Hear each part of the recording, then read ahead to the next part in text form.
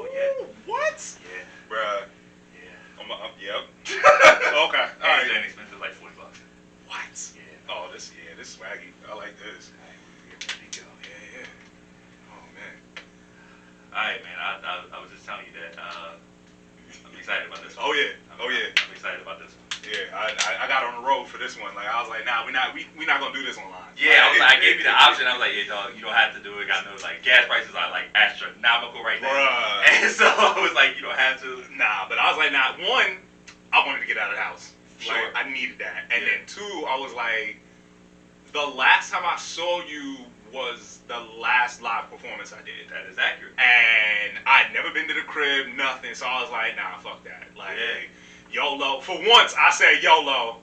I was like, yo, this pandemic done taught me I need to take advantage of my opportunities when they come. Yeah. Fuck it, let me get out the crib. I appreciate it. I'm glad I'm part of that. Hell yeah. But welcome to Clueless, Vino, man. Oh yeah. The show where wine is the vehicle for conversation. It's the only place you can drink and drive. I'm Clueless Vino, man. And today I got with me is my guy Ace, man. Oh yeah. Oh yeah. Ace, it's me. It is indeed the ACE. It is Ace Meda4. Back for more. Ready for war. Let's get into it.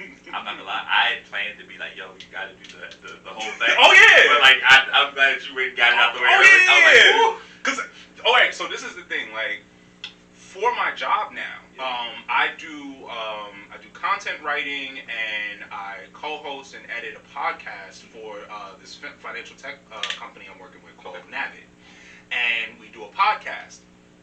So let me tell you how hard it is not to do that introduction at work. Like, I'd be ready. I'd be like, all right, so we're gonna get into it. What up? What up? Nope. Can't do that. We're talking to somebody whose net worth is over $1 million. I can't do that right now. So, yeah.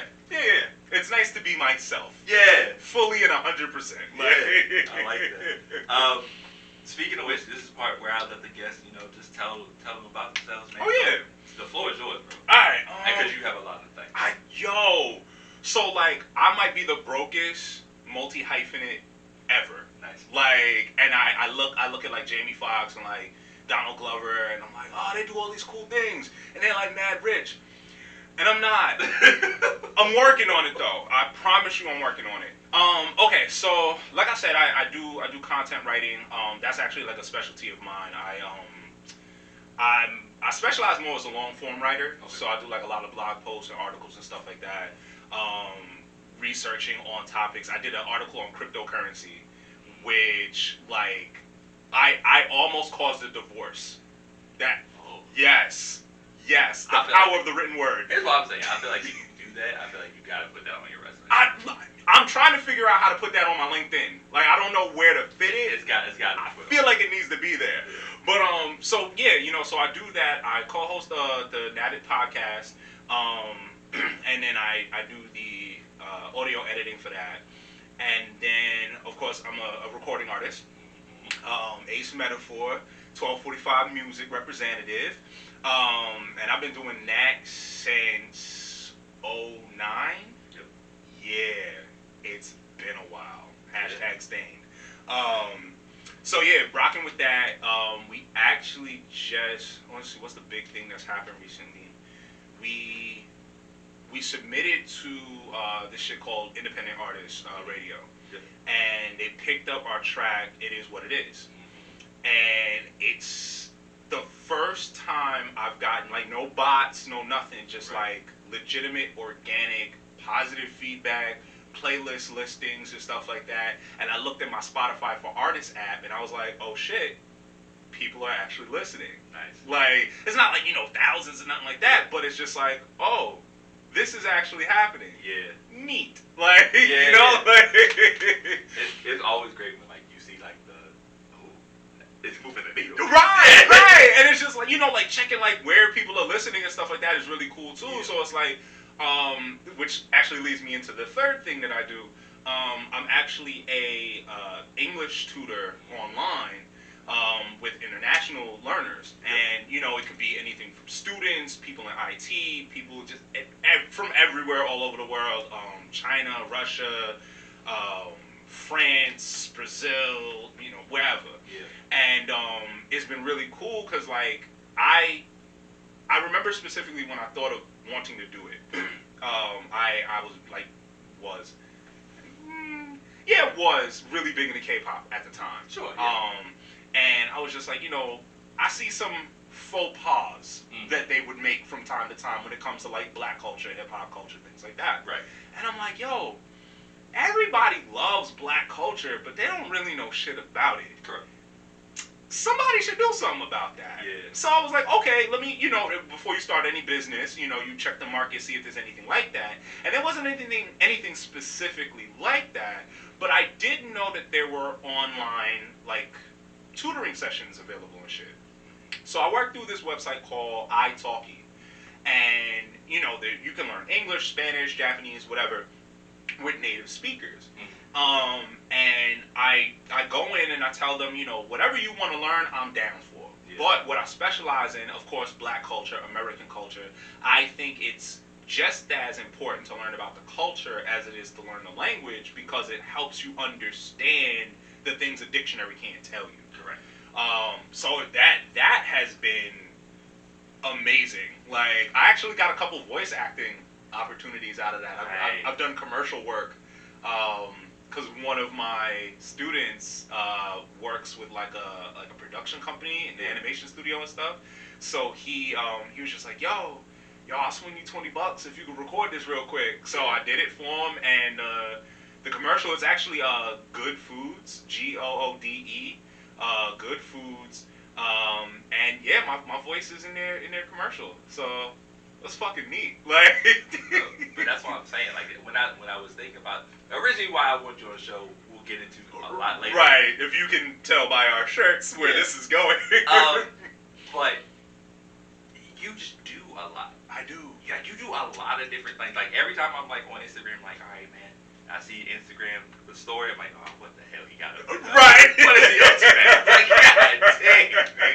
And I hit it. I'm like, well, here we go again. Something new. Yeah, right. I can't keep up. But and let me tell you how I got there. Right. All right. So, long story less long. I originally was born and raised in New York. Grew up there. I came to VCU for college. I didn't want to go to college. I never wanted to leave New York.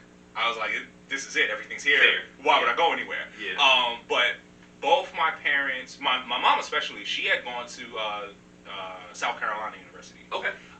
So she had, she grew up in Far Rockaway in New York, and she got away for school. My dad, he pretty much lived. It was all New York for him. So it's like they both had different perspectives of it, but they both knew you need to get away from here. So, and I wasn't like, I was not a thug. I was not I might have known a few. Right. They may or may not have been in the gang member database in Nassau County. Whatever, it's fine. But that wasn't the reason I had to leave. It wasn't like a Will Smith, Fresh Prince of Bel-Air situation. But, just for me to grow and see who I really was, they were like, yo, get the fuck out of here. See the world. Right. Yeah, see other parts of the world, other sides, New York. Exactly. So, I originally went to VCU because I was chasing a girl. Because that's a perfect reason. to strike out on your own. That's how all great stories start. Right. Yeah. Fun fact, she wasn't even my girlfriend at the time.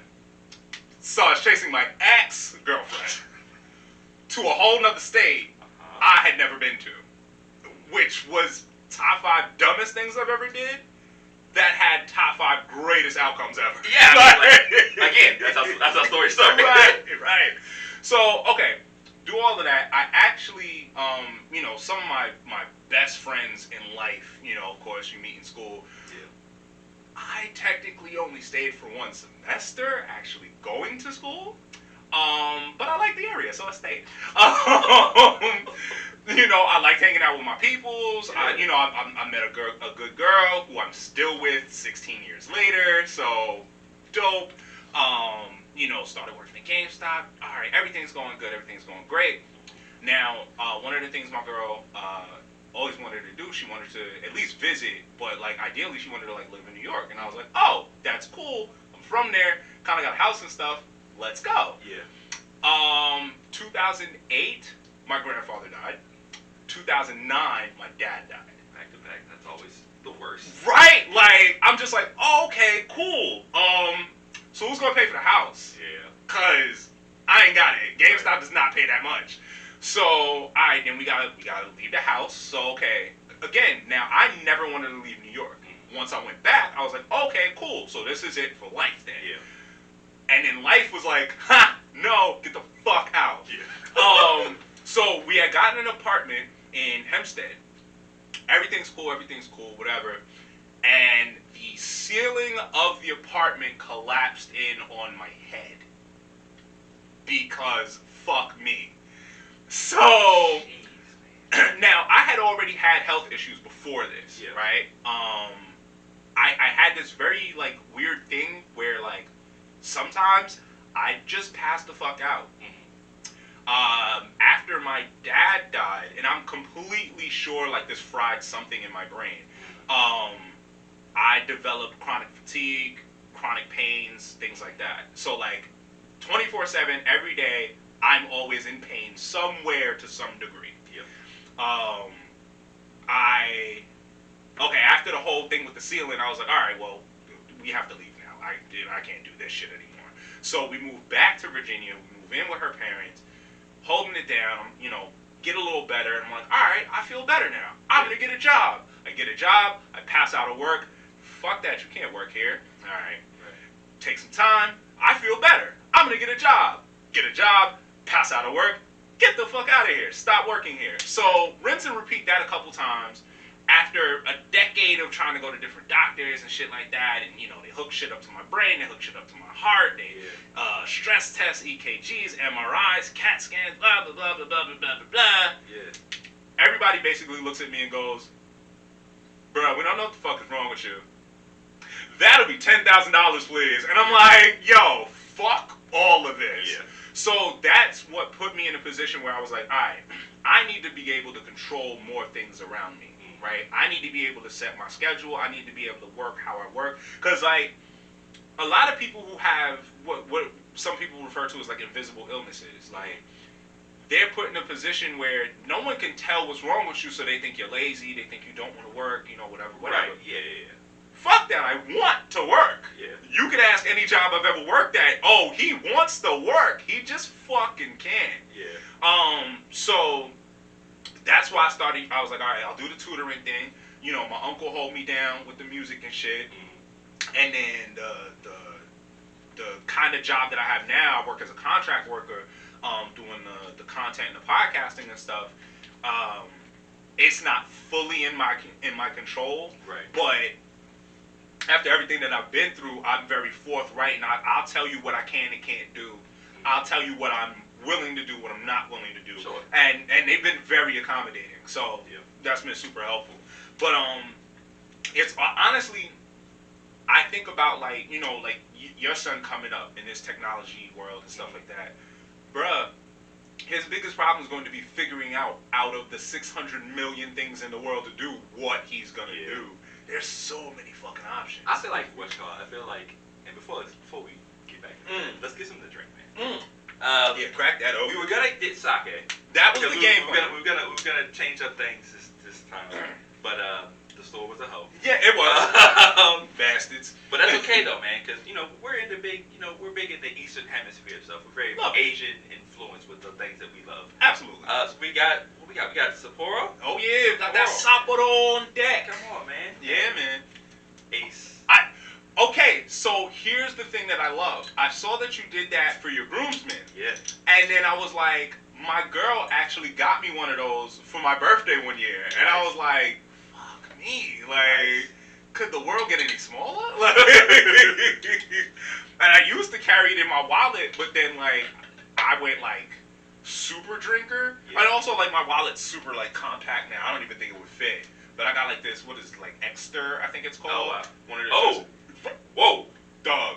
That's kind of wild. Swag. Like, I love this shit. And then what made it so bad is I got the super dope wallet with the little push button shit. But then I also got a smartwatch, so I never have to take my cards out anymore. Yeah. It's like, ooh, I have it, but, I don't need it. Dang. All right, man. Kampai. Yeah, man. Oh, holidays. Oh, my God, yes.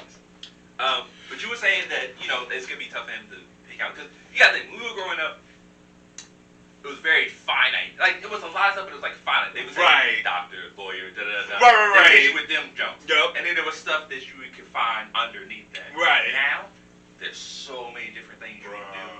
Whether it's corporate, whether it's retail, whether it's entrepreneur. Like, you can do so many different things. And the ease of entry is so crazy now, and that's something that you see in music, something that you see in entertainment in general. Like YouTube be on a bullshit a lot of times, but the option to create something and give it directly to people without having to go through production, get turned down 600,000 times. It's literally pick up and go. Literally pick up and go. That is that, and you look at somebody like you look at RDC World, you look at King Vader and shit like that, bruh. And they're some of my favorite creators, but and to watch them go from the beginning to where they are now is like, they just they were grinding it out until they got to a point where they couldn't be denied. Yeah. And I love to see that shit. Like, it really shows how open shit is, and it's like. Being black, they try to keep you out a lot of shit, and now they can't. They really can't. That's so trying to lowball you. Absolutely. That's their new thing.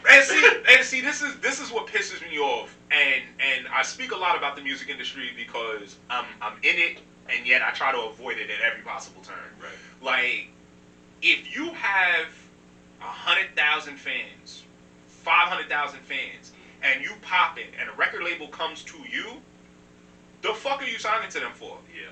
At that point, that they're coming to your door, that just proves you're killing it. That should be the tail sign right there. That's it. So you're gonna take, instead of getting 100% off everything you release, you'd rather get 0.035 of whatever. Like, fuck out of here. That's a move, and I'm not even part of the industry like that, so I don't know the ins and outs, but to me it's like you stay independent, and then if you want to get those brand deals, you just hire a dude to help you do that, instead of doing the big label where there's a bunch of people who's about to get a cut, and you about to get like the small sneaks. It's and I completely understand, not everybody wants to be an entrepreneur. Mm-hmm. I do not want to be an entrepreneur.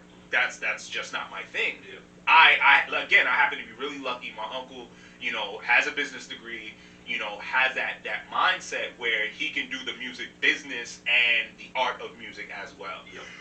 Now I have a lot of ideas and stuff, but I'm more the idea side, more the creative side than I am the business side. Right. I got that idea, you can come execute. Right, exactly. So we'll be in a situation where, let's say one of our songs pops off, and a label does come knocking. All right, now we might do a partnership. Yep. Maybe you can help me find fans that I can't get on my own because of budget limitations. Sure. But I would never sign to a label. That's why. At this point in time, why? It's like hidden slavery at that point. I hate using that word because slavery is horrible, really horrible. But in terms of creative control and the way you're compensated for stuff, it's damn near slavery. I mean, you know what? I would say to keep you away from that word, it's more like privatized prison. Sure. Where you're getting pennies on the dollar. You're still working. Yep. You're still making a product for someone else to get rich off of. Yep. And you're getting pennies on the dollar for that shit. And never have the freedom to really do what you want to do. Quite literally. So, and it's unfortunate because this is how you can tell there's a disconnect between generations that I don't think we really saw in the past. If you look at the 80s to the 90s, the 90s to the early 2000s, you can see mixing and mingling. You can see a lot of lessons being passed. Yep. But then with this newer, like SoundCloud rap and, stuff like that, yep. There's a huge disconnect because I think these kids found it as something fun to do, but they weren't like really into the culture itself. Right. So a lot of the lessons that they could have learned from the past, looking at, the Locks working with Diddy, looking at, Prince, Michael Jackson getting fucked out of their deals, Tony Braxton, MC Hammer going broke and shit. Anyone working with Diddy. I mean, anyone working with Diddy, pretty much. But it's like, they missed those lessons. Yeah. So now, you like the whole situation with Meg Thee Stallion and her contract situation was fucked up. And it's just like, yo, none of you are special. And this ain't a jab at her directly, but, just to show, like, as popular as she is, as much as everybody loves her and this, that, and the third, everybody's like... still trying to get over her. She's still not fun. That's still the game. It's nasty, but it's the game. That's the whole game. And it's never going to change. And that's why I look at somebody like Chance, and I'm just like, do that. Do what he's doing. Like... So, our introduction to each other is... it's interesting because it all started because we have a mutual friend. Yes. Shout out to J Hood. My man Joe Ho. Joe Ho, J Howe. Jonathan, former guest of the show. And one of the things, because we used to drive into work together, we used to hang out all the time. And one day he was just like, yeah, I got a friend, man. I think you really like his music. Now, if you know anything about Jonathan's suggestions to things are very, very hit or miss, right? So...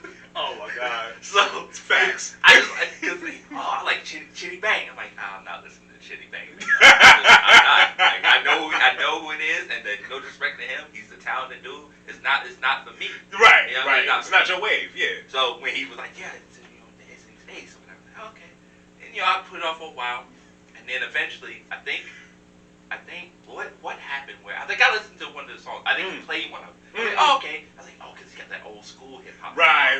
Like really old school New Yorky. Like I was like, okay. And then you find out where you're from. And right. I was like, okay, this cool. makes sense. Yeah. This works out perfect. And then we just we connected and we just ever since then it's been a great relationship. Absolutely. We have very similar interests, and I guess.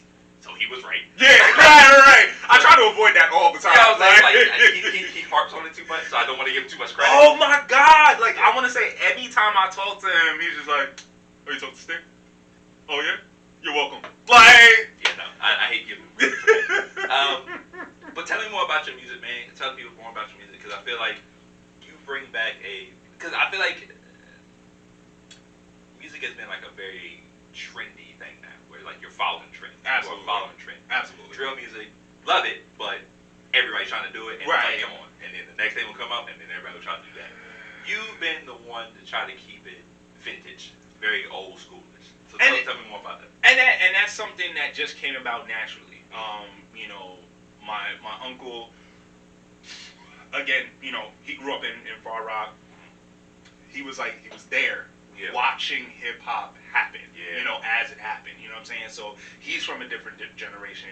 I'm growing up on, DMX, Bone Thugs, Wu-Tang, cannabis, shit like that. So like, I have a specific idea of what hip hop is to me. Right. And when we got the opportunity, when the technology matched the vision, we were like, okay, cool. So like, when my dad died, my uncle came down to the crib. And we were talking, and at the time, my friends were the rappers. You know what I'm saying? I wasn't even on it like that. I think I'd written one, maybe two verses at that point. But they were like pretty much known in the neighborhood in Roosevelt, Long Island. Like they were known like as those dudes. You know what I'm saying? Like I'd gone to it was a talent show at like the local PAL, and they caused a riot. Like they literally fucking like everybody just lost their shit when they hit the stage. They killed the performance. It was bananas. Nice. And I was like, oh, yes. I want to do that. I want to do that. I have to find out how to be a part of that. Yeah. So, you know, my uncle came through, and I'm sitting there trying to sell them like I'm the manager and shit. And he's just like, yeah, but what are you doing? Yeah. And because he knew like, he had been through that before. You know, he lost his father, you know, when they were younger. And I guess he just kind of knew you're going to need something, right? And so he invited me to the crib. He had a studio in the house. You know what I'm saying? And I recorded maybe 2 songs or whatever. And I didn't know anything about the industry or anything at the time. I was just like, oh, these songs are good. We'll put them out. People will love them. And yeah. And then a week went by. And then a month went by. And 10 years later, man. Yeah. So I was like, oh, fuck. All right. How's this supposed to work? Yeah. Like, but what we had to do is we had to learn what's happening now, find what elements of it we like, and find a way to incorporate that into what we do. Because we're not going to give up what we do. Right. I'm all about lyricism. I love storytelling. Yep. I love, you know, little secret references, you know, things like that. Like, I love that kind of shit in music. Lupe Fiasco, one of my favorite artists, you know, same. You know, people like Joe Budden and shit like that. Like, I love that type of shit.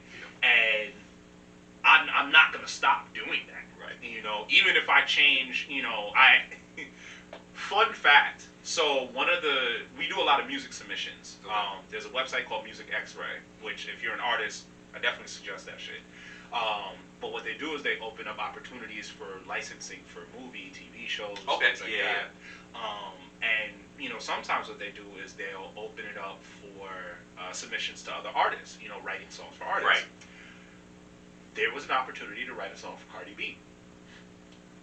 Let me tell you, the most challenging thing I've ever done in my fucking life was trying to write a song for Cardi B. Yeah. That is not my style at all. Right. Not even close. Like, and, you know, writing that so I did it. I did it. And honestly, it was fucking fun. I see why people do this. But at the same time, I still, you know, what I wrote was still a story. It was still, you know, something real, something. It's still, you kept a part of what you do and then adapted it to what's out right now. Exactly. So it might not be something that I do for me personally, but I'm like, yo, the songwriting shit's not bad. I'm like, fuck. And it's challenging as a writer. And I know you know, like getting like in school it sucked. Like, oh, here's a prompt. Use this. Like, I hate this. Right. This is whack. This is awful. But as a writer, it's like creative something. It's like, hey, just it's something basic as write this song for Cardi B. It's like, okay, you know, I'm sure you did like research. Like, let me see what did she do? Like, what did she like to talk about? Like, how does she write? Like, is her flow different? What are her favorite flows? Like, I'm sure that was fun to do. Though. Yo, I did. I want to say I put like a solid 5 hours into just research. You know, listening to our latest album, listening to like what's the most consistent type of flow she uses, and then like the concept we were trying to come up with based on a sample that Unc used on a beat. You know, so we wanted to make it a relationship type thing. So then I had to start researching her relationship. And I'm just like, all right, I literally had a whole timeline of like, bruh, I went in. It was only 2 verses, like just 2 verses, and I'm like, all right, cool. So they first met here. Okay, so that's the Super Bowl happened there. And I heard, oh, that's the cheating allegations. Okay, cool. So I'll mix that in maybe at the beginning of the second, bruh. No, I'm telling you that I would love. I'm not no rapper, so like, but like, just if I had like an ability, like, hey, write a story about that, that would be dope. Right. Because it's like, all right, cool.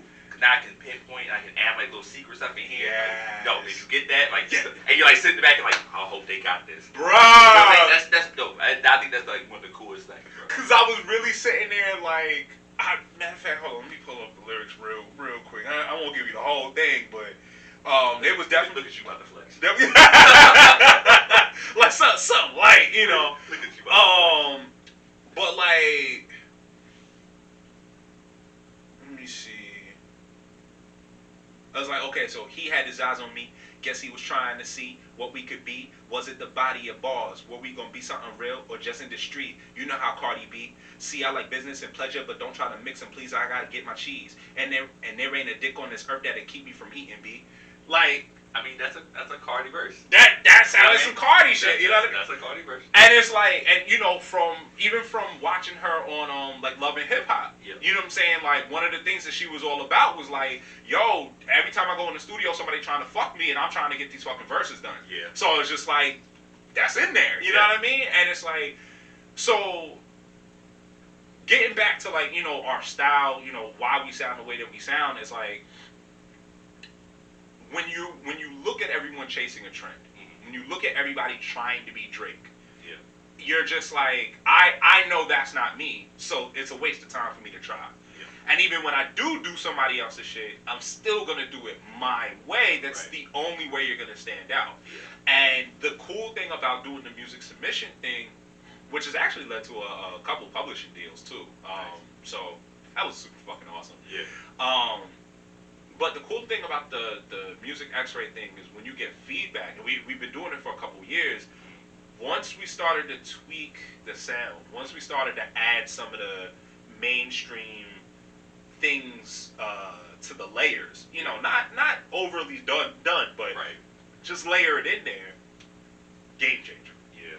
You know, we went from getting like, you know, a 4-4, 2, 3, 4 to like, oh, we need to. Can you swing that today? Yeah. We want to push this forward. Like, we was within 24 hours of submitting. Right. That, it's hitting differently off the rip.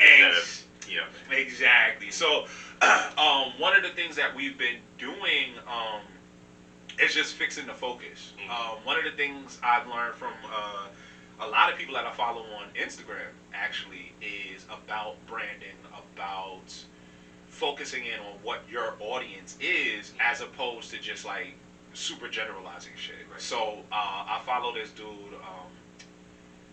Marty Woodward.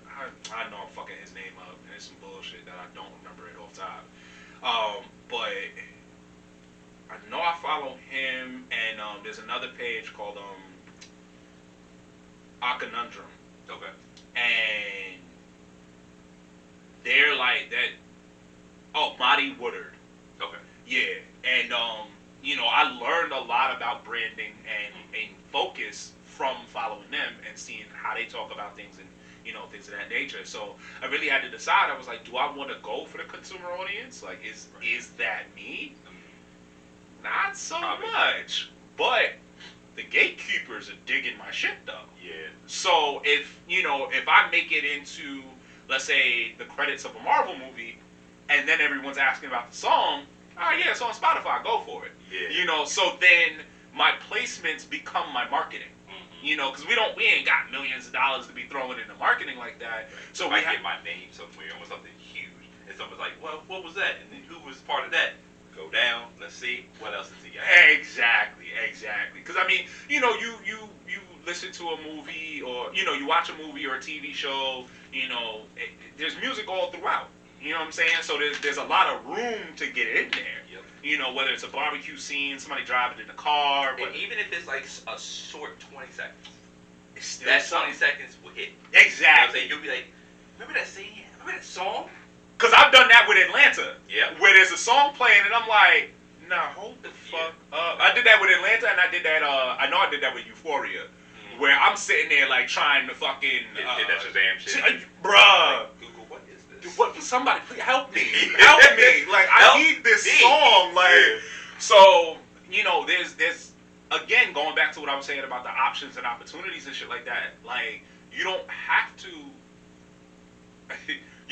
win the hood before, you know what I'm saying, before you blow up. Because again, I was never that dude. Yeah. Like, my friends didn't. I not to say that none of them do, because that would be a lie. One of them sitting right here, and you've absolutely listened to my music. But I had people that I had grown up with. Yeah. They were like, "Oh, you rap? That's cool." Anyway, yo, you heard this new J. Cole? And I'm like, I'm fine. I'm fine. It's fine. I'm not mad. Yeah. I'm not mad. But like, I'm like, okay, I'm not gonna win this way. Yeah. I have to find my way to win. Right. And not everybody's journey is the same. I think that's the main thing that I think a lot of people don't understand about in a lot of industries. And just take it from me, for example, it's like with the writing, which, you know, shout out to my editor that's sitting right next to me, man. One of my editors right here. Is that everybody thinks that you have to do like the big book deal, like you have to write it, and you have to send it off, and you have to sit and wait to see if somebody picks you up. Well, for these first few, I'm like, well, I like feedback. I like the. Right. I'm trying to build like a catalog, so I just do it myself. Right. And there's nothing wrong with it. There have been plenty of people who've done independent thing where it's like, boom, they did it, and then they got the deal based off of that. Right. And then just with y'all, like with music now is like you don't have to even have the biggest fan base, but if you can get a placement somewhere, if you can get in, like it don't have to be like music industry, like at all. You're doing jingles for like commercials. You know what I'm saying? Pusha T. Pusha T now has 2 great jingles, one for McDonald's and one for Arby's. And one of the hardest diss tracks of 2022. I'm sorry, like we might as well have the best diss tracks of all time. Bro, he smoked them. Like he have a square fish sandwich with half a slice of cheese. I'm like, you know what? How do you have a square fish sandwich? Like, yeah, you're right. That's a good fucking point, Pusha T.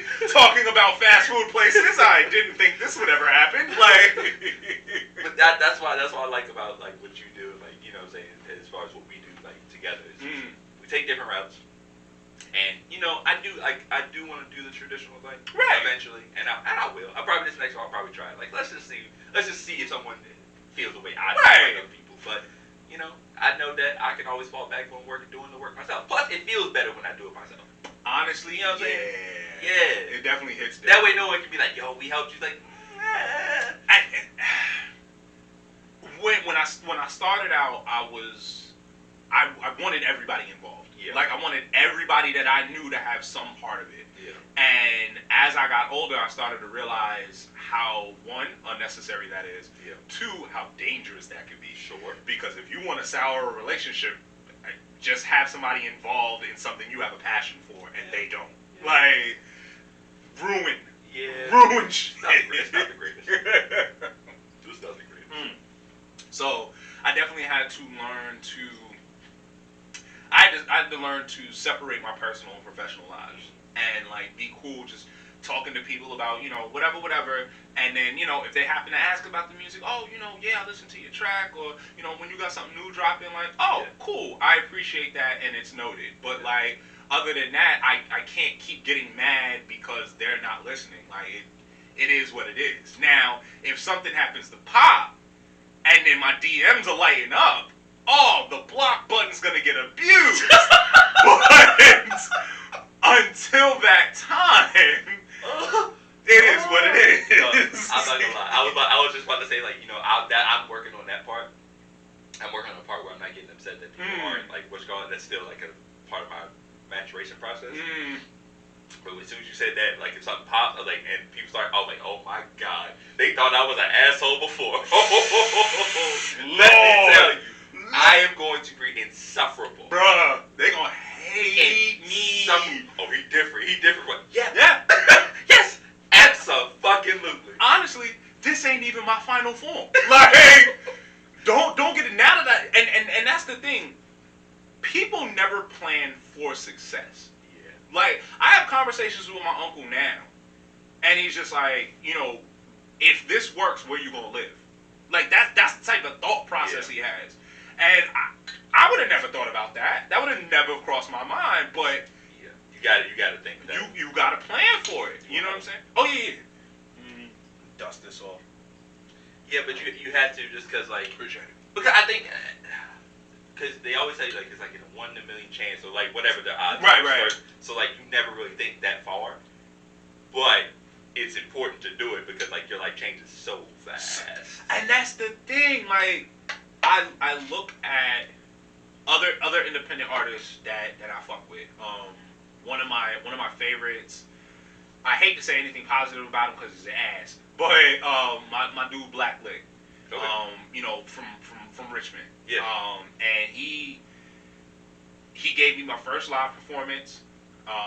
He connected me with you know, different producers and people like that from his circle. The dude who shot he shot both my live music videos, and he shot the performance. Okay, yeah. My dude BC Music First. You know, Blacklick had me, you know, chilling with people, talking to people that I probably would have had no way, shape, or form of having in my network. Right. And, you know, I watched his grind and his evolution, and I mean, I guess there's somewhat of a traditional vibe to what he does and how he does it, but at the same time, I've never heard anybody's story work his way. Like, he teaches hip-hop classes in a school to, like, I think it's like 5th or 6th graders. Who, find me another rapper that has that in their story. That's really cool. You know what I mean? He just got picked up by Strange Famous Records. So, you know, he's got that popping. I mean, outside of Lil Wayne, I don't think I've seen a more prolific artist in my life. Yeah. Like, even before he was getting deals and shit like that, like, I think he was 16 albums deep. And I'm just like, fucking shit, bruh. Yeah. I ain't got it. Like, you know, so when you talk about people's paths are different and shit like that, like, even when it's somebody you're close to, and in my mind, there might be like, alright, I'm gonna catch up. Yeah. But like at the same time, like I would never have nothing against him. Like I love to see him win. I love to see him do well, and it's inspiring as fuck. It puts the battery in my back to do better. Exactly. And you know, I don't think it's something that's happened outright. I don't think it's anything that's happened like purposefully, but like he's low-key been like kind of a mentor for me. Yeah. You know, in dealing with the industry and stuff like that, seeing, you know, how he navigates it. You know, there's the stigma between like having a regular job and still doing music and shit. Right. And he was like, so? Yeah. Like, the fuck? All my bills are paid. I don't shut the fuck up. Like, At the end of the day, if all the bills paid, who cares? I don't care. And like, you know, you look at some of these stories of artists and stuff like that, storytellers or whatever, you know, documentaries you might watch, and a lot of them, you know, kind of don't blow up until they're like, yo, fuck this retail job, I'm about to put it all into music, and then they become successful, and it's like, that's dope. Yeah. But that's like, for every pit bull, there's like 10 million people who are like 60 years old right now that was like, oh, you know, I could have made it. Like, you know what I'm saying? Yeah. And then they had nothing built because that's all they did. But if you got a job in a 401k, if the rap shit don't work, you good. Fall back. You know what I'm saying? Fall back. And then also learning to cycle your money. You know what I'm saying? If you learn to save, invest, and shit like that, like, you have more money to spend on music. You can get better equipment, better marketing. Like, don't get me wrong. The whole I quit my job and put everything in the music thing or whatever your passion is. Dope. Cool stories. Go for it. Make for great documentaries. Oh, absolutely. And the success stories are amazing. Now, let's go in and look at all the ones that didn't work out like that, and it doesn't look as sweet. It's not even remotely close. Like, just let it. Yeah. Cause you have relationships failing. You got people getting kicked out of houses. You got, all right, well, I guess I'm going back to selling drugs. Like, you know what I'm saying? So it's a real cool idea. It's very romanticized, especially in American culture. But if you want to keep it a bug, keep your fucking job, bro. You never leave one job before you have another one. And it shouldn't be any different. It's no fucking different. Like, if you not, I would personally say, for my situation, is me, my girl, we have no kids. We don't plan on having kids. Nah, scratch that. We're never having kids. Yeah, so it's like, for us, if I get to a point where my music is generating $60,000 a year, I'm not doing a fucking thing else unless I want to. and I could do that. Yeah. But if you're not in a position where your photography, your music, your YouTube channel, your whatever, ain't generating that money like that, keep that job. Keep the day job. Keep that job. You know what I'm saying? And then when it does, then you can readjust and reassess what you need to do. That's it. Just long story short, take your time. That's it. That's the best fucking advice I could give. As if anybody fucking asked. Alright, man. It's time. Oh fuck. I was having so much fun. I know. We were very positive and giving people gems and stuff, man. But it's time to talk about that thing, bro. All right. So, as you can tell by our shirts, we are avid Cowboy Bebop fans. Absolutely. And a few years ago, it came out that there would be a live-action Cowboy Bebop coming to Netflix. If you're ever into anime, you know one thing is always true. Is that live actions will shit on your favorite anime. It is Unless highly probable. Unless it's done in the Eastern Hemisphere. They typically do better than anything over here. Typically, yes, but even they can mess have up their too, misses. Yeah. But they have a better track record. Much. They don't have a Dragon Ball Evolution under their belts. Yep. Yeah, that is a thing that happened, and we can never forget. I keep trying. People think I'm drinking for leisure. I'm trying to drink to forget it. Like, what? I now know what Sapporo smells like. So, oh, man. So, you know, they started, you know, things got delayed because of John Cho, pandemic, all these different things have happened. Right. And then they started throwing the trailer out. And they threw the trailer out, and I was like, well, they got some of the set pieces look okay. Mm. You could kind of say you could maybe say they look a little cheap, but they got the feel. Mm-hmm. They had the feel. The vibe was there. Okay. And then I was looking at the outfits. I was like, you know what? Those don't look half bad. People were mad that Faye didn't have the low cut thing. Like, all right, okay, that's not gonna work in real cool. life. Just go on porn sites. You know what I'm saying? that's all you have to do. You get exactly what you need, right? And then I started watching the trailer deeper, and I was like, well, okay, I see the different people. Mm-hmm. And I was like, well, I know there's not going to be Ed in here, but why is that character here? Because he don't come in until later, and Ed's there at the time. But I brushed it off. I was like, you know what? Whatever. Right. And I was like, well, this seems like a real funny show for some reason, and Cowboy Bebop has its funny moments, but it's not a comedy. It's not. It's not a Here is Greenwood or nothing like. So I was like, okay, you know what? I said to myself, I'm going to go in with the lowest expectations possible. There's no way you could have lowered them enough. I went in with the lowest expectation possible. And I don't know if the camera could do justice to the glare, just the stone stare in your eye. Like, it looked like it flashed in front of your eyes as you were thinking. I started watching the show again. I was like, oh my God. Alright, wait. Let me jump in, because this is having a very negative lean. Alright. Now, I don't watch trailers. If there's something that I know I'm going to watch, I try not to watch trailers. I think that's best practice. Right. It's difficult. Yeah. Because YouTube has commercials and they'll throw that shit in your face. But I'm pretty good at recognizing, that's a thing. Cover ears, close eyes, count to 30. And I'm good. So I hadn't seen anything about Cowboy Bebop before I watched it. Okay. Now, of course, I'd watched the anime. Yep. I watched the movie. Yep. I got the shirts. I fucks with it. I fucks with the show.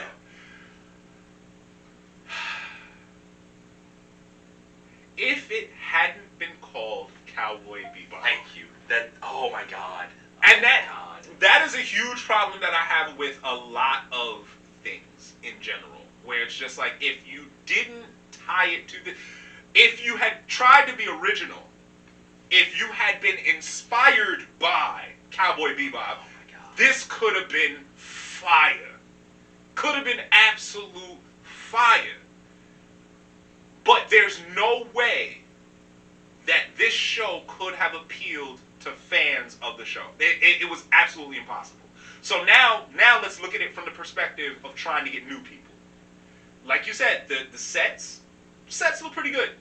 I give them credit. I was fan, and the ships when they did I loved it. I thought it was great. Looked great. I thought it was great. Looked great. I have a friend who's like a big Firefly fan, and he was just like, okay, Yeah. all right, this might fill a void for me. All right. Yeah. So there's a lot of vibes for a lot of people that they could get out of that with it. Honestly, what was dude's name? Mustafa Shakir. Shakir, I think. He did the best job of everyone. Boy, I was like, is Jet Black. That sounded like him. Had the mannerisms. I was like, yep, that's Jet. He killed it. He smoked it. He did a great job. It. John Cho, I thought, did a very good job. For what he was given, yes. Listen, you can only do with what you're given. What he right. was given, he did a great job. Right. And I would even say for the tweaks that they made to Faye's character, which we'll get to when we dive into that deep pool of negative. And I can't swim. So we're gonna get real deep. For what was given and the chemistry between the three. The cast had great chemistry. Loved it. I was like, you know what? They feel like the crew. Yes. They feel like the crew. Yes. Even with the changes that they made to the people and their stories, I was like, they feel like a crew. Yes. And I was like, you know what? I'm on board. I'm on board. I'm like, all right, cool. I'm on the Bebop. I was with it. I'm on the Bebop. The recreation of the first episode. Oh shit! Wait, I'm trying not to be negative. Yeah, because it's coming. Yeah. I want to try to get as positive as possible. I'm trying to get. I mean, I did a great job. Shout out to I, the goodest boy. That little adorable bastard. You know what I'm saying? The goodest boy. Like, I've been fighting. I was like, oh, I want a dog one day. I was like, I gotta get a big dog. No, I corgi. That's fine. Yep. Absolutely fine. I think he definitely changed the game for a lot of people. Because people like, I want a German Shepherd. I want a husky. Right. It's like, nah. I'll take one of those. I could do that. Yeah, like we can hang out, kick it, watch TV and shit like that. Like definitely shouts to the dog trainer. Shouts to the dog. Killed it. Smoked it. Totally believe that Ein came into the real world. Absolutely. Other positives. Choreography? What do you think of like the fight choreography and stuff like that? So I thought it was good. I thought a lot of the scenes were good. I like the fight with what is his name? The one who's modeled after Kareem Abdul-Jabbar. What is his name? Hakeem. Yeah, thank you. Hakeem. That was really good. I love that fight. That's probably one of my favorites. And the way that they, because I mean, it was I wouldn't say a major fight, but it was a fairly important fight, early on in the show. Yeah. And I think the way they choreographed it for the show, like, it showed a lot of Spike's skill while still allowing Akeem to be like a threat and well written. I think the choreography was great. I like the fight in the bathroom with the dude that tried to kill Spike. Early. I thought that was very good. Very good fight. And there was good fight moments in the show. Yeah. Definitely when Jet is projecting into his daughter's show and Spike's going, bruh. Great. And that brings the next point. There are some legit funny moments in the show. Unironically funny moments. Exactly. Yes. So like they had, but again, like you said, had it not been called Cowboy Bebop, this show would be great. They might not have had the numbers. So like that's what they did. I know what they do. They buy the property names, and now people who love the show, they're gonna come watch. That's why you get these big numbers. Right. The problem with that is when that leaves, the numbers fall. This, however, if they had changed it, not put Cowboy Bebop as the name, you might not have had that instant numbers, but it probably would have grew as time went on. Cause like, hey, we got to go watch this. All they had to say was, I'm inspired. Inspired by. That's all you had to do. Like, and I hate this because like we could have so many more original things, but we don't because fear, because studios, won't put the money up, whatever. And it's just like this could have been it. Yep. Like this really could have been a super dope Netflix original inspired by Cowboy Bebop, and they still could have had Yoko Kanno do the fucking soundtrack and all of that. Like you could have had all of the pieces, just change your characters. Yep. Inspired by. Inspired by. It's 2 words. It's just 2 simple words. Nope, but I did. And I'm sorry, it's time. It is, yeah. Because I was like, because they didn't do that, what we ended up with was, why the fuck was Jet a divorced dad? Can we start there? Because as soon as they said he had a child, I was like, nope. No, he doesn't. Nope. No, he doesn't. Never had a child in his life before. Why? And let me tell you this, I knew it. As a person who's in one, I was like, watch his wife be white. I knew it. Ace, I swear to God, I was like, watch his wife be white. And I knew it. And as soon as she was out, I was like, motherfucker. I wasn't upset at it, right? I wasn't like, oh, I'm so angry. I was like, I know what they're going to do. And it's, okay, I'm not one of those people who, they try to do too much. And by too much, what I mean is, you tried to shoehorn in all of the LGBTQ things and the interracial relationship, and you tried to out-cool and out-progress a show that was, Cowboy Bebop came out already progressive. People don't understand that the show came out, 98, 99. Bruh. And we're doing things where like, oh, okay, cool. There was a point in one of the episodes where Faith busts in the door and there's 2 dudes in the bed together. She doesn't say anything. She just puts the gun in the dude's mouth, like, where to do that. That's it. She don't even acknowledge it. That shit was just normal as anything. You know what I'm saying? So that's the thing that was good. It didn't have to put it in your face. It didn't have to like force it in there. It was just part of Gren. You can Gren. The whole character of Gren. Bruh. I didn't even know. I didn't know what gender dysmorphia was at the time. I didn't know about transsexuals, anything. Bruh. They didn't say anything. The episode ended with it, came back, they gave us an explanation, and we all moved on. And that was it. We all moved on. That was we fucking. all moved on. And I was just like, yo. Oh, and they destroyed Grin's character in this one. Grin had no point being in this show, in this version. He had no point. He literally could have been. They had no point. Sorry. They had no point in the show. Literally, they could have been any other character. I'm like, bro. And they could have made up a character, and it could have filled Gren's position. Purpose in that show, in the original, was part of one of the best 2 episodes of the show. And they was like, nope, they're just a bartender. And it's just like, no, like so that like I said, you're trying to fit these agendas. You're trying to hit these check boxes, and you're trying to do it better than they already did. You had the blueprint, and that's the other thing is this show was trying to do things that were already done better. And they tried to out Fonz the Fonz. Yeah. And you can't. You fucking can't. There's a reason he's the Fonz. Like, there's a reason he's the Fonz. Like, there's no way to outdo it. That's it. That's it. That's the hype. So the best you can hope for is to recreate. At the very least, and I get it. You want to have your artistic interpretation and stuff like that. And I feel like if that's the case, then do something else. I don't know, whatever. But you can't fundamentally change characters and expect there not to be some pushback on it. What's our guy name? He's not Spike. What was his name? Ruthless. What was his name? Was it Ruthless or what was it?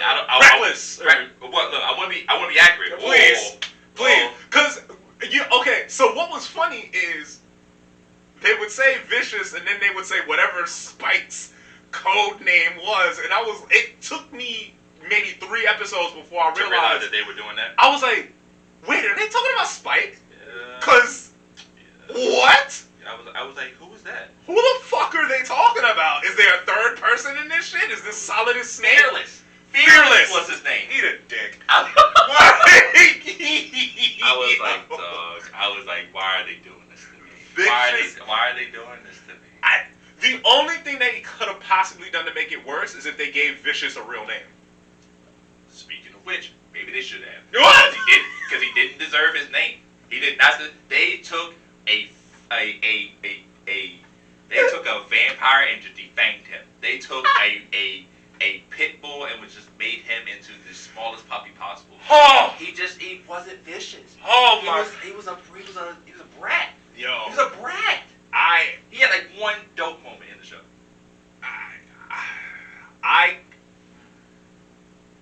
It was, oh my god, bro.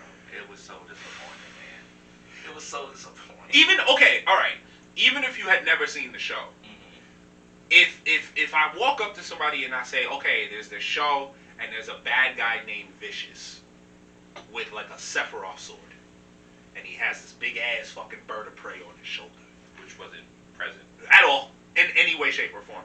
very big part of his whole thing.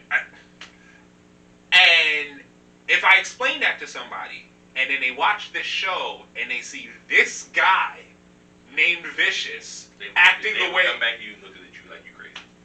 Like, why did you even tell me about this? why were you trying to sell me on this? Like, Julia. You know what? Okay, have you played the Final Fantasy VII Remake? Of course. Right. So, That's how you do a remake, by the way.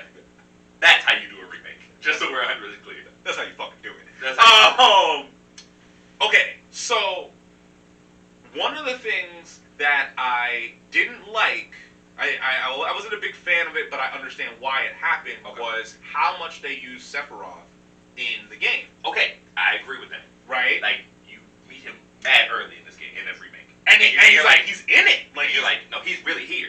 Like, it's not like I'm fantasizing. No, Right. I'm here. He's popping in, popping out, I'm out. like, Yeah.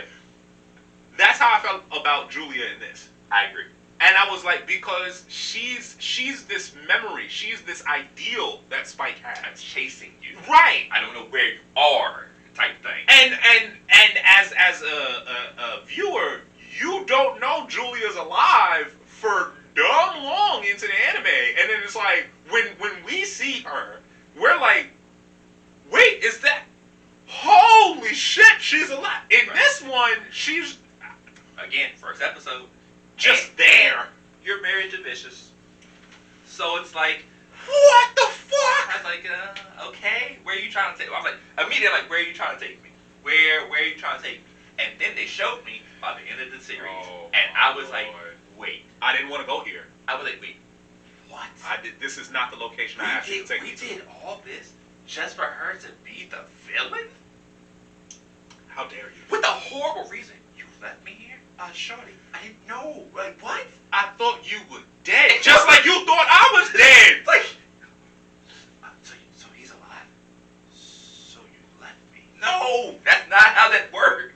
What? I mean, I know that people can jump to some Grand Canyon-sized conclusions, but wowzers, like She the real jump man. she, for real, get her a sneaker deal because.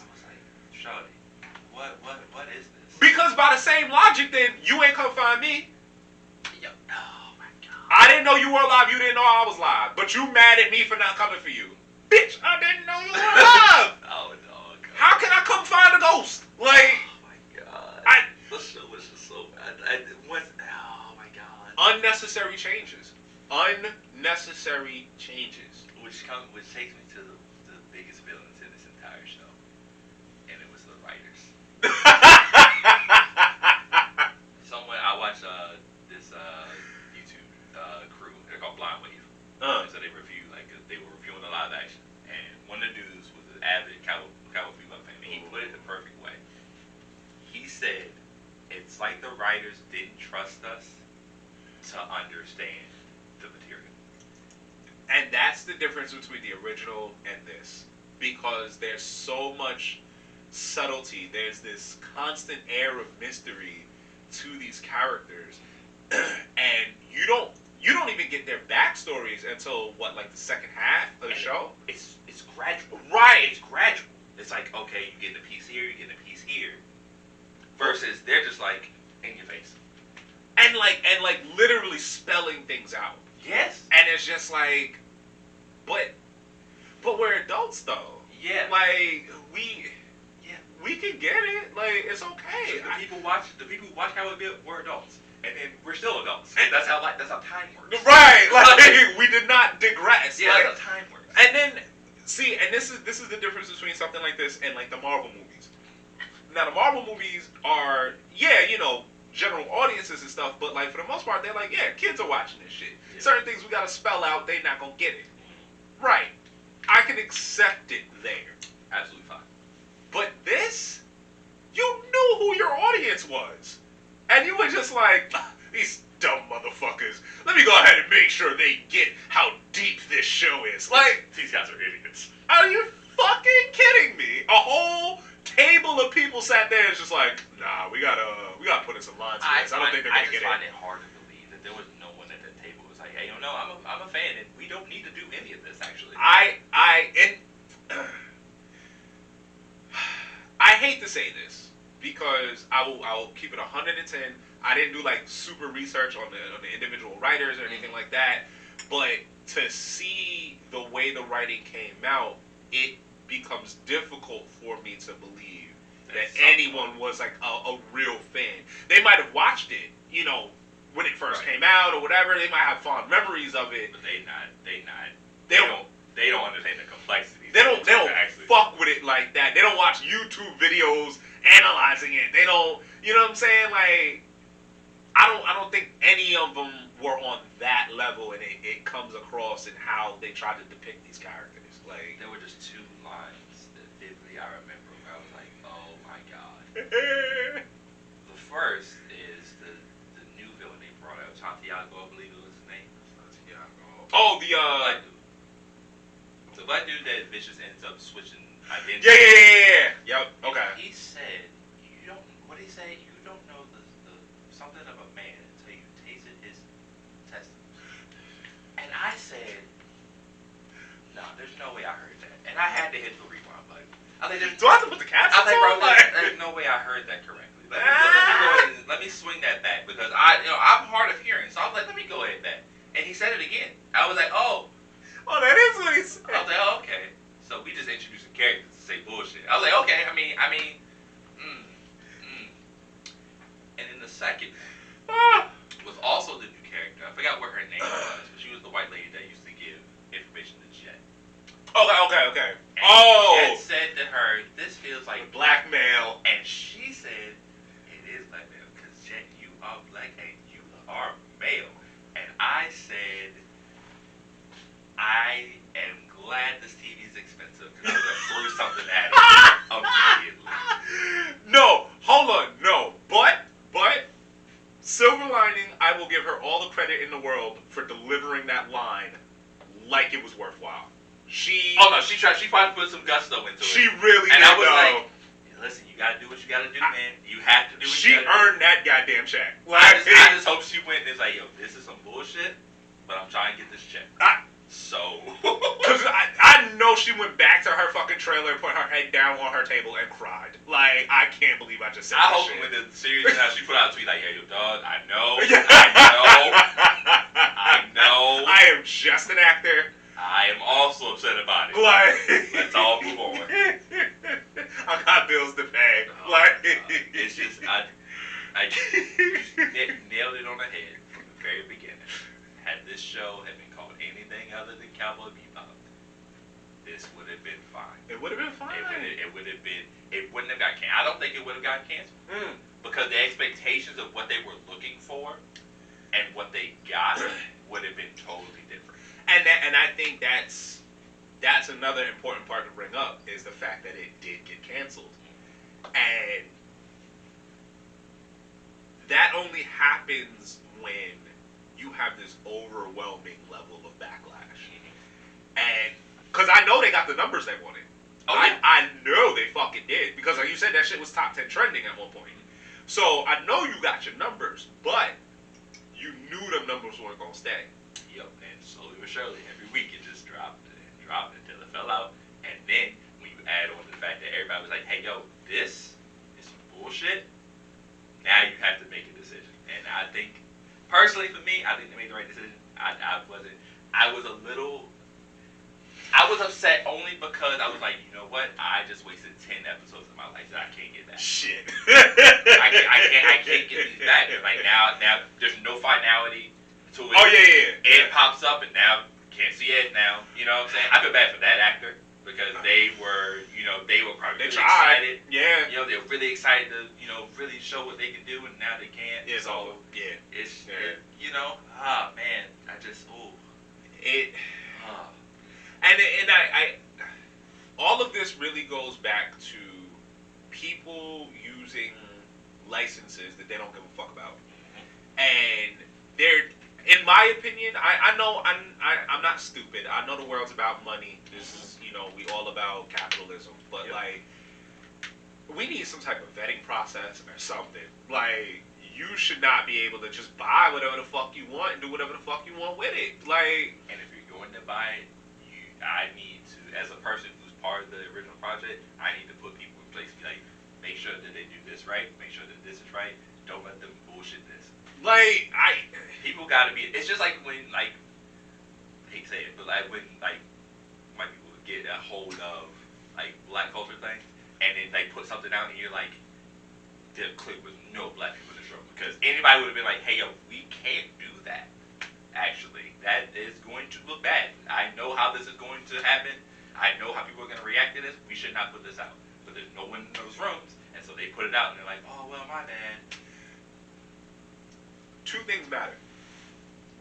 Having the right people behind the scenes and having representation in front of the camera. Those two things are extremely important. Now, I'll give them credit for the representation in front of the camera, even though they misused a lot of characters. Sure. But clearly we need to work on what's happening behind that. Behind the scenes stuff was drop off. Because fuck me. Turnover. Now, let's bring some positivity back, because The Witcher, however, oh boy. But it seems, but again, that seems like someone. There are people there. It's like, hey. No, we know all about this, actually. Fucking Henry Cavill. We can tell you everything you need to know. Like, and I think it's important when you have star power like that gives a fuck. Now, not to say that the actors didn't give a fuck on Cowboy Bebop. I mean, because I think they did. I think they did. I just think they were let down by writers. Right. But like, Henry Cavill, when I first heard that he was supposed to be Geralt, I was like, iffy, right? Yeah. It's like, it seemed like you just went for a big name actor. That's what it seemed like. That's what it felt like. I really caught those vibes. Yeah. And then I watched that first episode, and I was like, oh no, that's him. No, he did that. That's He did that. Did he read the books and play the games? Because I feel like he read the books and played the games.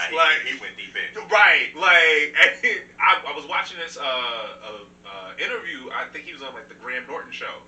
And he was like, the guy was asking him, was like, are you one of those dudes who like corrects the pronunciation and stuff? Like, he was like, I mean, not really. It's like, okay, so you do that. Anytime you start with I mean, like, whatever I'm about to say is the total opposite. Right. Like, you do. You correct them. I absolutely do it. Yeah. And it's like, because he's like about that life. Yep. And I feel like you have to have, when you're dealing with something that has this huge following, this huge like fan base, you gotta have the passion. If you don't have, if you can't cash grab it, because you're never gonna get the amount of money you want. So it's just like you could literally get people who care about it more and pay them less. Yep. And make your profits, but they don't put in the effort, which is mind-boggling to me. I know there's no way, no fucking way. God damn it, I'll look it up right now. Because there's no fucking way you're gonna tell me that Dragon Ball Evolution was profitable. Why do you keep bringing that up? Because it's fucking horrid. You are a villain. It's like, you are a villain. That shit is horrible. Like, good question though. Yeah. Which is worse, Dragon Ball Evolution or The Last Airbender? Dragon Ball Evolution. And I say that because The Last Airbender was god awful as well. Like, oh, it was terrible. You could watch the cartoon for 5 minutes and realize that they're pronouncing the fucking main character's name wrong. Yeah. Like, why? Yeah. So when they did that, I was like, oh, we're doing this, huh? Oh, so y'all don't give a single fuck is what you're saying. And I was like, oh, everybody's white. That's not right.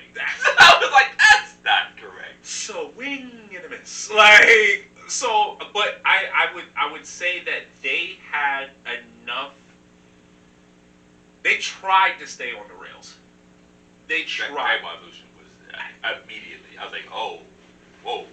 The Namekian Piccolo brought the Uzaro to Earth with him. It was his servant, and I was like, oh, wow. So y'all just saw pictures, or did you just like Google image search Dragon Ball Z and was like, oh, okay, so Namekian Piccolo, okay, that's what the monkeys are called, Uzaro. All right, well, he looks like a villain. I'll put them together. And it just Goku was in high school. That was the one for me. And once I was like, aha, I see. I'm not gonna do this at all. There was literally there's no redeeming quality from that movie. There was nothing there for anyone. For anyone. Like, if you like martial arts movies, this wasn't it. If you like Dragon Ball Z, this wasn't it. Absolutely not. Like, there was nothing for anybody here. So Dragon Ball Evolution. I just want to know. A $30 million budget. 30 million. Hear me when I say this. 30. Oh my God! It made money. But you know what though? With a $30 million budget, I see it now. Because I looked at that, I was like, yep, nope, that does look like $30 million worth. Unfortunately, it had the name. The name is what they get. But, go back, just real quick, tell me what the Rotten Tomatoes does. Tell me what the Metacritic ratings were. Oh, no, they ripped that. They ripped it to pieces. Rotten Tomatoes is 15%. Yes. IMDb is 2.6 out of 10. Uh-huh. Like, yeah, they... But that's what I'm saying. You'll get the numbers. You will get the numbers. But once those numbers, once people start talking about, yo, this movie is awful, everything switches down and flips it. Yeah. Yeah, it's bad, man. They made $58 million worldwide off of it. They had the audacity. Yeah, no. The sheer temerity to fucking make money off this shit. I'm so disappointed in humans right now. Like, I know what you mean. Oh. So, the Netflix thing, I'm sorry that, I was disappointed by the Cowboy Bebop adaptation. But it was like Netflix learned their lesson. Oh, wait, what's that? Oh, they're doing the One Piece one, too. Anyway. Whoa. Let me break some more hearts because Yu Yu Hakusho is also in that listing. But it's over in Japan. Oh! So, there's a chance. Thank you. They're saying there's a chance. Thank you for that information. Okay. The day it messed up Yu Yu Hakusho, Netflix was getting shut down in this house. Bruh. It was getting shut down. I pay for the subscription for like me and my mom. I've been like, listen, Mom, either you take over this bill or we not gonna have Netflix no more. It's like I ain't tell you, bro. We gotta boycott. I straight boycott. We gotta boycott it. I'm not coming back until you take this shit off the platform. Like, they still have Cuties on Netflix, by the by. That's nasty. That's sick. How dare you? You saw what it happened. Y'all know. Take it down. Take it the fuck down. What is wrong with? Take it down. Bruh, Netflix and Spotify, bro. They be on that fuck shit sometimes, man. Chris D'Elia still has stand up on Netflix. Oh my God.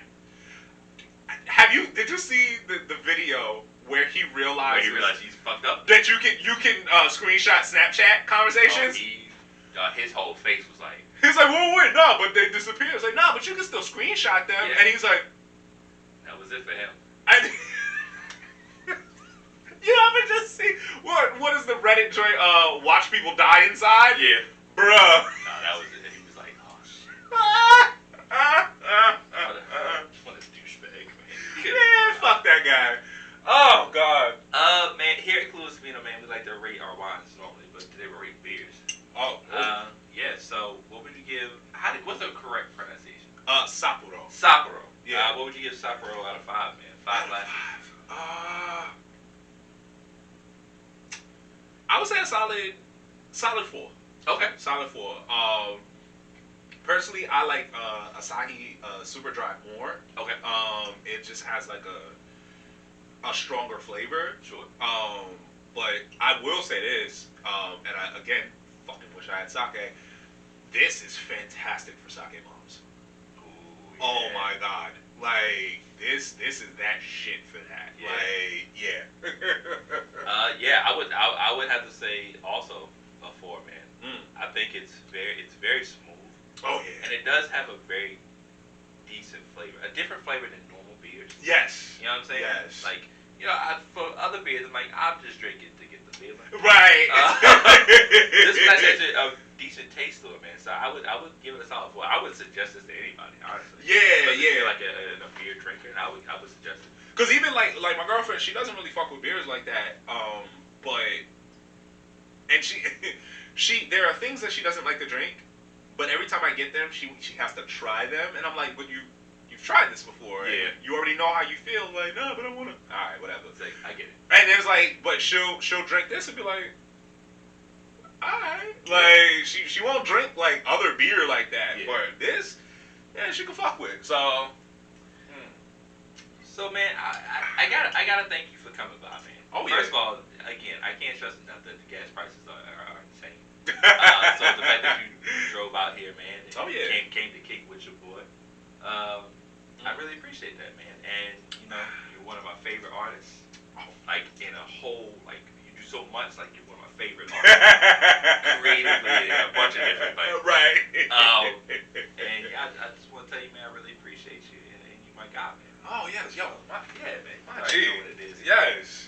This is the part of the show, man, where I let people, you know, I tell them to give out their socials, they want to kick out, you know, promote Oh, yeah. whatever, and then leave the people with one thing that you need closing remarks you want to get to them. Okay, all right. So if you want to find me out in the big wide interworlds, Ace _ Meda4 MEDA and the number 4 on Instagram. I have a Twitter. I don't fucking use it, so don't bother. But you know, for everything music related, 1245music.com, 1245music.com. You'll catch any of the new releases, anything on there. You could also, of course, search me on Spotify, Apple Music, you know, wherever your streaming platform is. Ace Meda4. And yeah, something to part with. If you have a gaming console, and this is not a paid plug, but boy, if I could be sponsored by Digital Extremes, it'd be great. Yeah. Play Warframe. You have been kicking Warframe for years. It's free. It's on literally everything. It's on PC. It's on PlayStation 4, 5, Xbox, whatever code names they're putting after the Xbox nowadays. Yeah. It's on the Switch. It's on everything, and it's free. And you get to be a space ninja. I don't see why any more words are necessary after that point. Drop mic. Yeah, drop mic. Like. Drop mic. I've been playing this game. I started originally on the PC because I was covering it for a website that I was writing for at the time, and I played it for a little bit. I've always had shitty computers, so I've never been a big PC gamer. Person, yeah. Ooh, excuse me. Yep, that beer is hitting. But then once it came to console, oh my god, I rejoiced. Yeah. And it's not one of those like pay to win type things. First of all, you never have to compete against anyone else if you don't want to. Yeah. Like the PvP is very narrow. The PvE, playing against, you know, the computer and stuff like that, you can team up with 4 other people. You can create like, you know, your little clan or whatever. You get like a dojo that you can customize. You can customize your ship. You can customize your fucking warframe.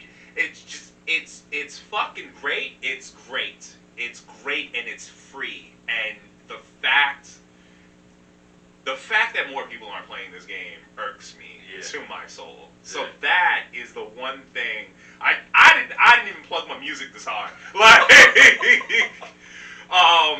okay, all right. I'm sorry. All right, but seriously, play Warframe. But all right, a more realistic thing. Being an artist fucking sucks, and it sucks because we're in a position where we have to not only compete against each other for attention and sales, but now we're competing with technology. And not that there hasn't always been ways to get people's music for free and shit like that, but the way that it works now is gross. You have these streaming platforms, which are super convenient, you know, as a consumer, but as an artist, you're getting 0.0385, whatever, right, per stream. That's disgusting. It's nasty. And you have artists, you know, Snoop, for instance, you know, switching to the NFT thing, and people, yo, that's bullshit. Oh, now I can't listen to such and such album. Yeah. You could if you bought it. Yep. If you own it, no one can take it from you. Yep.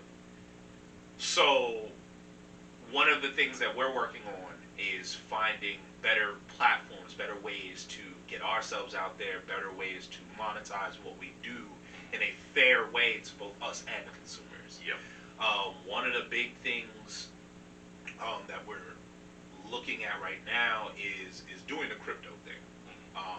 There's a platform called Audius that we're going to start releasing tracks on, at least as timed exclusives. Okay. And the way that operates is once you reach a certain level of listeners, you get paid in crypto. Okay. So this is a way to monetize your audience. If people are listening, you get paid, and you get paid fairly. Yeah. So I guess what I would say is, like, when your favorite artist starts pivoting and trying to find new ways to monetize his shit, don't get mad at him. You know what I'm saying? Because yeah, I know it's difficult to feel bad for millionaires and shit like that. Sure. But what they do trickles down to your favorite indie artist, your best friend, your brother, whoever, you know, that happens to be doing music or, you know, writing or whatever. What the top does trickles down. So if they get better, we get better. Sure. So, you know, don't get mad at them when they do that. Understand that buying something is always going to be the best way to support. And sharing. Buying and sharing. Those are the two things that you can do. Yeah. Super fucking important. The likes are dope. Gives you a little dopamine rush. Yeah. But at the end of the day, like, sharing someone's content and helping them increase their audience and actually buying something from them and helping them increase their profit, that's the real impact. So please keep that in mind going forward with your favorite whatever, directors, writers, artists, whatever. You know, just, there you go. That's my adult side speaking. I love it. I love it. But you know, make sure to follow Clueless Vino, man. Follow us on the streaming platforms. Give us a 5-star rating. Helps with the algorithms. Follow the Clueless Vino podcast on Instagram. Is that it? That's all I do. What with Two Tall Guys? Oh yeah, I got the other podcast, man. Two Tall Guys podcast. Wait, Two Tall Boys. Wow. Two Tall Boys. There you go. Mess that up. The Two Tall Boys podcast, man. Make sure to check us out on that, man. Same thing. Give us 5-star. We're doing some fun stuff over there, man. But most importantly, don't forget, drink up. I got the juice, don't need no proof. 100 like the rum I drink that got me over you. And all your nonsense we all subject to. I find my lane and mind my business like I'm supposed to do. Let's have a toast for all the obstacles that gotta sit. I put my glass up in the air to stimulate the cheers. Not because we made it, but because we making it. I savor the moment, the bouquet forever, evident. Yeah. In my realm, I watch the times go by. I got the world in my hands, but I can't tame the sky. Dare I try, I might lose my mind. But it'll be all good after I'm done sipping this wine. Gather around people, it's about that time.